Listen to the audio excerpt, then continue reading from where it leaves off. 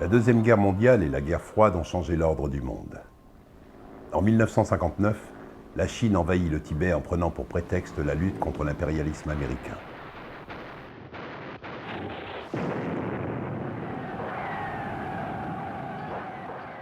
Répression, violence, mort, destruction et plus tardivement colonisation font partie du quotidien des Tibétains jusqu'à ce jour.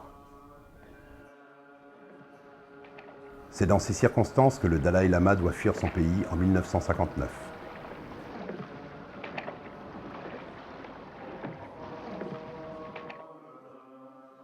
Exilé en Inde, le Dalaï Lama trouve des accords avec des pays occidentaux pour la prise en charge d'enfants tibétains. En 1962, Sa Sainteté le Dalaï Lama demande à M. et Mme Norgay d'encadrer les 20 enfants tibétains que le gouvernement français s'apprête à accueillir. C'est grâce à eux que ces enfants pourront garder leur culture tibétaine. M. Norgay était fonctionnaire du gouvernement tibétain avant l'arrivée des Chinois.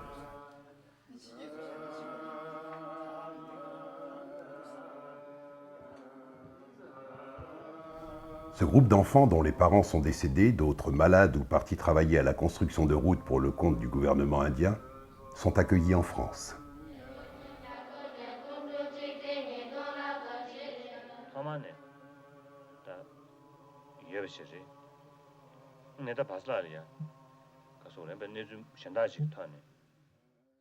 En réfléchissant pourquoi nous avons perdu de notre pays, etc., en réalité, il nous manquait éducation moderne et beaucoup de choses.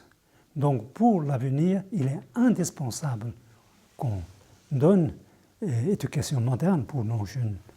Dans ce sens-là, nous avons souhaité faire venir des jeunes Tibétains en France, mais nous n'avons pas de possibilité du tout. Donc, on a eu contact avec M.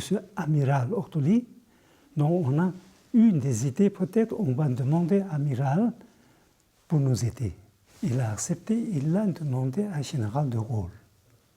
Donc Général de Gaulle qui a accepté faire venir 20 enfants, 10 garçons, 10 filles.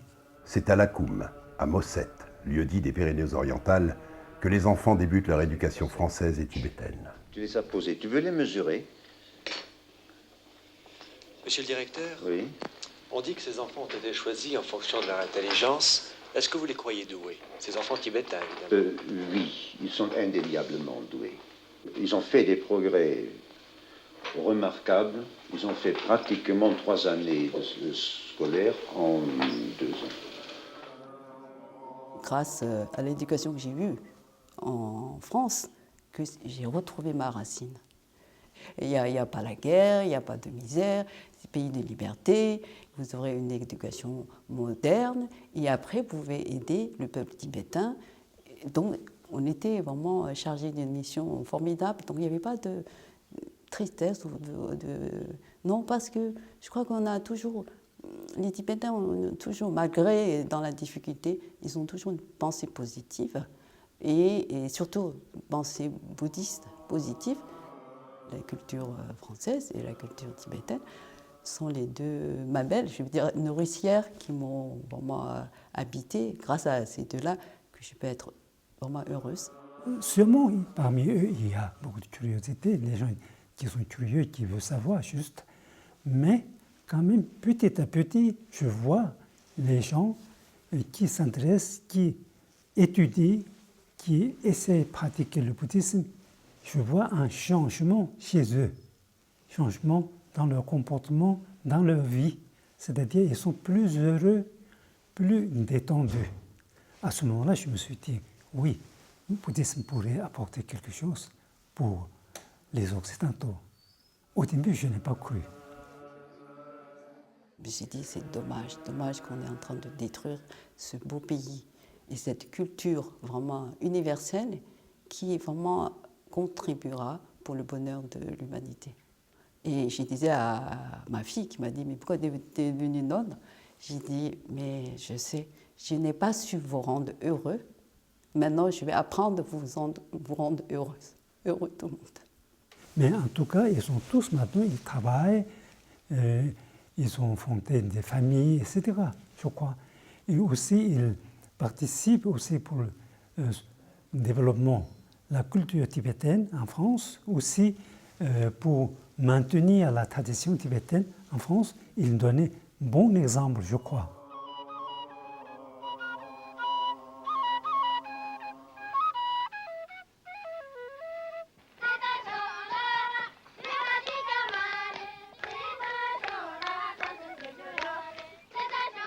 Pour ces enfants doués de certaines facilités scolaires, l'objectif est d'acquérir les connaissances nécessaires en français et en tibétain afin de les mettre en pratique en vue d'un futur retour au Tibet.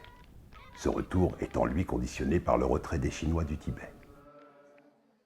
Les 20 enfants qui sont venus en France tibétain, ils sont restés, j'ai l'impression, plus tibétains, j'ai l'impression.